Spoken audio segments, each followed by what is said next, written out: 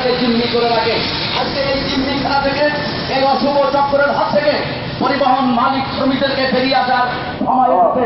আমি আপনাদেরকে বলবো, আজকে পরিবহন মালিক বাংলাদেশ যে অবস্থানে বাংলাদেশ সড়ক পরিবহন থেকে আমাদের এবং মালিক আমাদের শ্রমিকদের নিয়োগপত্র বাংলাদেশে জনজীবনে